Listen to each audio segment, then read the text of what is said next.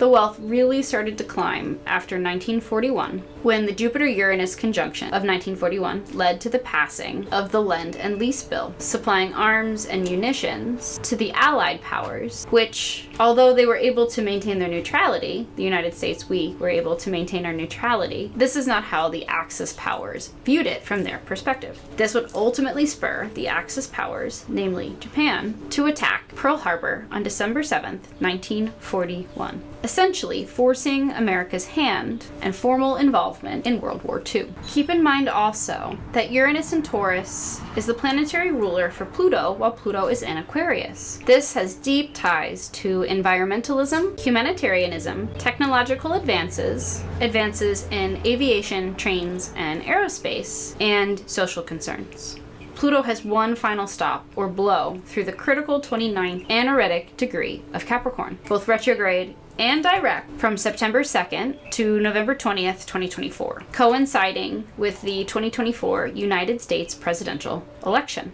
Pluto in Capricorn, especially at this critical 29th degree, is destroying abuses of power and corruption, especially by top-down structures or systems of organization, such as the government, corporations, or anyone who's in a position of power that misuses it. Really, anyone, Shadow Capricorn, who manipulates other people for selfish or personal gain. Uranus and Jupiter and the stellium of planets in Taurus help us rebuild a more sustainable future from the ashes of Pluto and Capricorn. Let's take a deeper look at ruling planet Venus. Venus is in a loose operative conjunction to both the Sun and Moon, which are in conjunction 18 degrees, beginning with this Taurus New Moon. Venus is within an 8-degree orb of the Sun and Moon. In fact, the Sun and Venus will travel together through the signs of Gemini and Cancer, carrying us into the beginning of Leo season, when the two will finally begin to separate out of conjunction. This means that Venus will be hidden from view for the next 3 months, during what's known as a superior conjunction to the Sun. A superior conjunction occurs when Venus circles around the backside of the Sun from our earthbound perspective. Venus follows 18-month cycles, spending approximately 9 months as an evening star and approximately 9 months as a morning star. For the past 9 months, Venus has been presenting as a morning star, at least from my perspective here in the Northern Hemisphere, due to its close proximity to the Sun. Venus will not be visible from our perspective here on Earth. Venus will reemerge after the second back-to-back Capricorn full moon. Yes, we have 2 in a row this year, so mark your calendar. One the day after the summer solstice, so the first day of Cancer season, and one on the very last day of Cancer season at 29 degrees. 1 degrees and 29 degrees, respectively. After that Capricorn 29-degree full moon on July 22nd, Venus will emerge as an evening star for the next 9 months. Symbolically, while Venus and the Sun are in close conjunction, within a 0 or 2 degree orb, so exactly on top of one another or extremely close, sometimes this can have a negative effect. The Sun is combust, that planet. It's so close to it, it burns it out. So this implies that over the next 3 months, our finances may feel a bit burnout by the needs of the ego, the needs of essentially just living. That can be our relationships, it can be our finances. Venus rules many things, among them our peace and our resources. This means that beginning with the Taurus New Moon, and as Venus comes into a tighter conjunction with the Sun over the next few weeks, and they travel together, while Venus communes with the stars, we too will undergo a period of reflection and introspection around Venus themes. This could include the work that we do, our money, any debts that we may owe, our overall stability and security. We'll be reflecting on our values, our relationship with self and how that extends to relationship with others, the work that we do to earn money, how we can come from a place of greater love and peace, and how can we practice more gratitude to attract greater abundance by first appreciating what we already have. While Venus is reflecting, she's influencing everything placed in the Venus-ruled signs of Taurus and Libra. Presently, that's the new moon, the Jupiter-Uranus conjunction, and the South Node in Libra. That South Node in Libra is all about taking personal accountability, living a life aligned with higher purpose or the higher self, and in the vision of a higher power, acting in ways that contribute and do not harm people or the land or its inhabitants. Hustle culture is dead, and Pluto's final days through 29 degrees Capricorn is here to show you that power and abuse of power, as we operate out of greed or lust for control, has led us into darkness and conflict, where people are exploited over their access to resources. This comes from generations and life cycles of trauma, coming from a lack mentality, craving the perception of what you don't have. And it leads to destruction, creating more trauma, which can perpetuate through generations, something I refer to in my practice as generational karma. When there's too much emphasis on Venusian or Taurian energy, sensuality, security,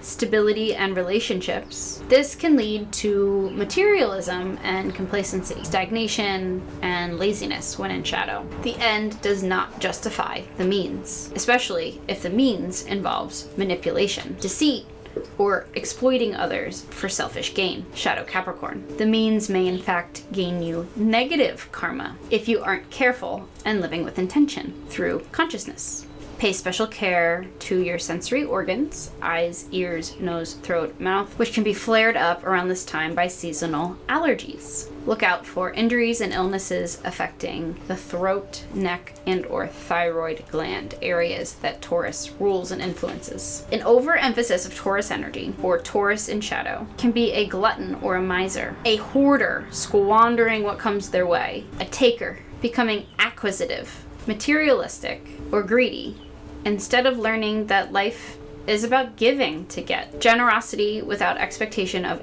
anything in return is the key to attracting wealth when Jupiter is in Taurus.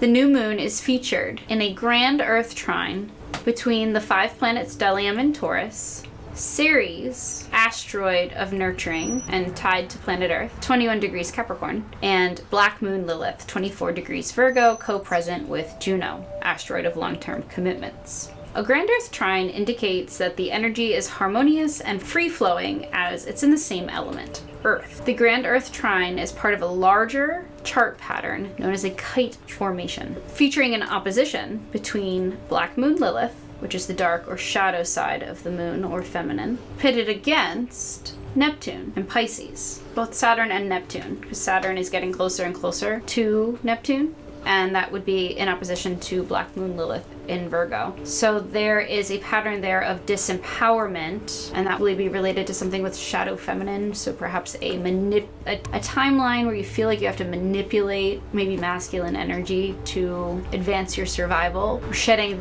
layers of that. We're shedding any codependency or people-pleasing as we lean into greater authenticity and learn to trust. We're shedding layers of victim consciousness. We're exiting karmic cycles that pit us in the position of the victim. We can fall patterns into negative things happening, but the dangerous territory is when you start to take that personally or start to adopt a woe is me mentality, which can have the effect of manifesting more negativity because that is what you're focusing your energy on. So I know it can be really challenging, especially in American society. I feel like a lot of people, whether they have medical or student debt, credit card debt, or they have car loans through the roof because they've fallen into the trap of leasing and now inflation rates are really high. We've all, to some degree, come to accept a certain level of debt as just part of life. And that's a really sad state for the economy to be in. So back to that opposition between Black Moon Lilith and Saturn/Neptune, we may be overcoming patterns of a tendency to escape or avoid, especially deeper or darker, more troubling emotions. The Grand Earth Trine is essentially about healing the darker patterns of disempowerment in a way that we can become conscious of it and perhaps break the habit or break the chain and prevent similar occurrences from happening in the future. This is what it means to reflect and evolve and to have human consciousness, the ability to reflect on one's thoughts and actions and choose differently if presented a set of similar circumstances in the future, to have the ability to choose differently, to reflect, to evolve, and grow. Is both a blessing and a curse. The Moon and Mercury are the two most aspected planets in the chart of the Taurus New Moon. It's important to note that Mars in Aries, Neptune in Pisces, and Venus in Taurus are all in their signs of rulership. The North Node conjunct Chiron and Mercury calls us to heal both emotionally and physically as we honor new ways of being, new approaches. Mercury, which is now direct but still post-retrograde shadow, and from what I've seen on the interwebs and what I'm experiencing in my own life, holy moly, I think it's connected to Mercury stationing direct on the North Node, point of fate and destiny, so that 15-degree heart of Aries territory, but opposite the South Node. We're still seeing karmic run-ins, X's, messages coming in.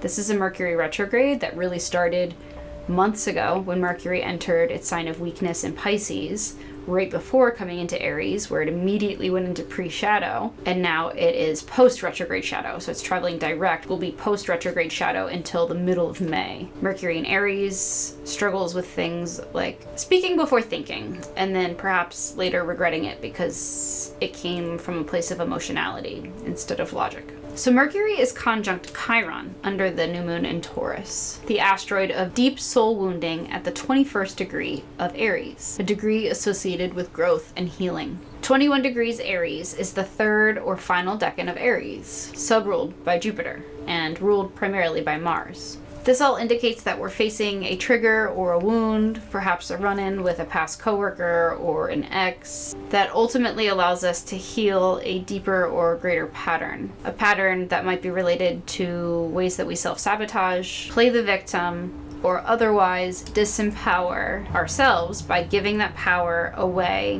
to something external, whether it's a person or a circumstance. This is about learning to take risks and to be flexible, to be decisive. As we lean into growth and healing, we're learning to relax concerns centered around being fundamentally enough or having enough, especially as it relates to money and Taurus-ruled things. And lastly, the Taurus New Moon 2024 features a sextile between Mars, 5 degrees Aries, still in a loose operative conjunction to Neptune and Neptune's sleepy, dreamy influence, now 29 degrees, its sign of rulership Pisces. So a sextile between Mars, 5 degrees Aries, and Pluto, but Mars still within conjunction territory of Neptune. By the time the energies of this Taurus new moon subside over the days following the new moon, we will start to really feel that empowered Mars in Aries with a renewed motivation, drive, and willpower, and maybe even some gusto to pursue the seeds of intention we've planted under the Taurus new moon.